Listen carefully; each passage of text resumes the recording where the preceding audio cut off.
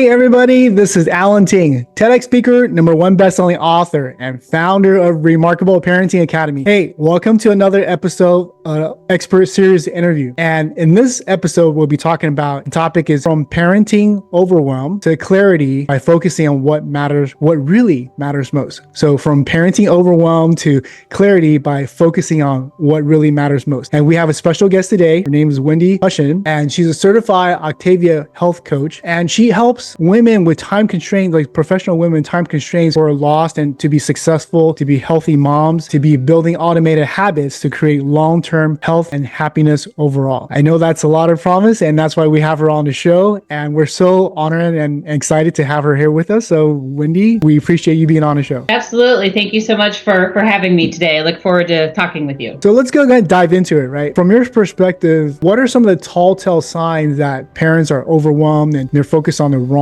priorities? Because I see that happening quite a lot. Absolutely. So yesterday at church, actually, I was introduced to a term that is maybe been around for a while, but I hadn't actually heard it, but it summed up what I think really happens a lot in families, and it is permacrisis. And, you know, a lot of the definitions when I was looking at this morning are in relation to like wars and politics and things, but I think this is very much the type of mentality that we can get stuck in our homes.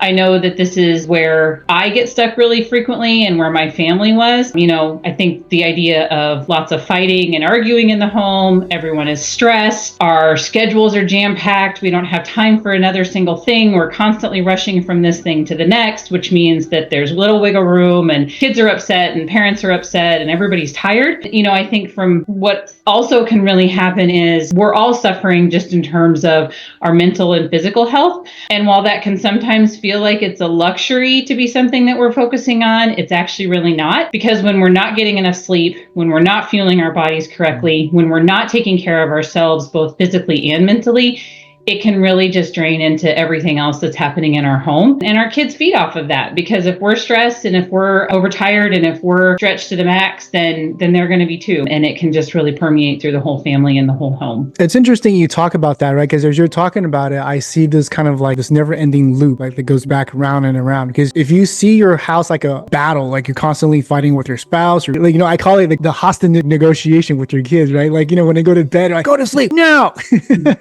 Not another hostage negotiation. And that can also throw our mood off, our state. And, you know, state is also really important, because when we are in a really good state, you know, like everything is doable, right? But then when we're in a bad state, or like, why does everything have to be so hard? It perpetuates, like, and it goes in a circle, and it creates this vicious cycles between battling and then state, right? Can you tell us more about that? What are some of the clients you've worked with in the past, and what are some of their struggles? And Sure, absolutely. So I work with a lot of different people, but I work with a lot of, you know, young moms who have younger kids. You know, one thing that I constantly hear is, because we're working on their health and wellness, but it does bleed so much into so many other parts of their life.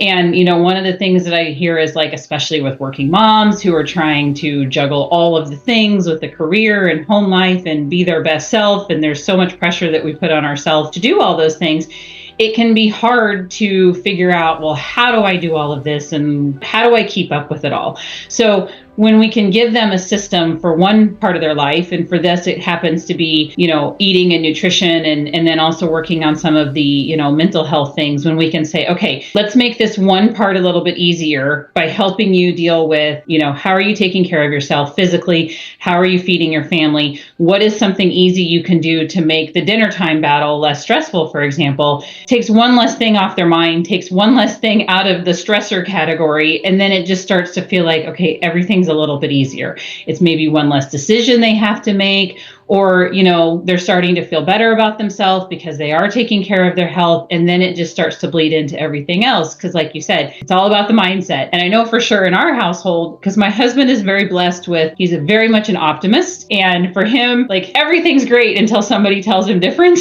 And I wish I had that same mindset, but we would probably be in bad shape if we did. But for me, it's very much, you know, our household mood can go based on my mood. Because if I'm really stressed, if I'm really in my head, head, if I'm worried about something, if I'm overanalyzing, if I'm overstimulated from what's happening, I react poorly, and then it's going to really bleed into everywhere else. I think it's really common. I work with a lot of women who say the same thing. Their mindset can really affect what's happening in the family and the tone of the whole house. So if we can start to help them master that, it just helps to kind of calm everything down a little bit. And sometimes that's all you need, just to take the edge off and kind of get back in control. I love the concept that you talked about, like put in a system and you take the stress out, like having a meal plan. Every little thing helps. I mean, we think it's, what's that saying, like death by 1,000 cuts, right? It's not the first cut you die, but it's like the 1,000th one. So there's all these things that stack on top of each other that creates us like overwhelm and stress and things like that. And I love the system you're starting to put in that you suggested, whether it's your mind, whether it's your body, whether it's health, whether cooking, your food, things like that. Every little thing's helpful. I like to explore a little bit more about some of the telltale signs, because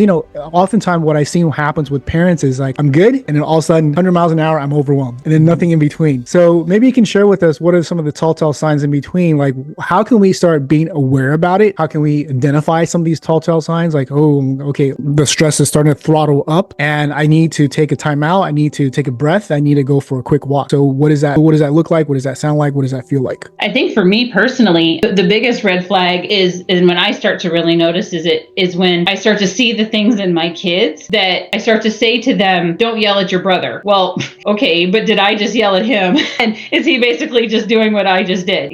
That's one of my biggest red flags, is when I start to see them doing the things that I don't like about myself, or when I'm telling them to do something, but it's something that I just did. That's one of my biggest red flags, to say, okay, wait, we got to stop. We got to calm this down. We got to take a step back, because they're going to do what I model to them. And I think too, the other thing that in our family that happens and that becomes a sign is when my husband and I are really arguing with each other, when we're really at each other, when we're not in sync, when, maybe it's because we have too many things going on and we really just need to slow down and we need to take a step back and we need to cancel some things versus adding more to it. When we just can't keep adding more things to our plate, and when the stress of those things that are supposed to be fun, or they're supposed to be an enriching activity, when the stress becomes too much and it really is like, well, why are we even doing this? Because it's actually making everybody miserable. Then that's really a time that we have to say, all right, we got to stop. This isn't really what we're trying to do. And at the end of the day, are we really putting our priorities in what matters the most? Or are we putting our priorities in what we think we're supposed to be doing? Because I don't think there's anything wrong with stopping, especially once you have kids, and taking a time out and saying, hey, what does my life look like now? And what are my priorities? And what do I want them to be next? Because it doesn't have to be the path that I was on before, just because that's where I was going. We are always allowed to say, nope, this is not the best thing for our family anymore. Let's decide what's most important for all of us together,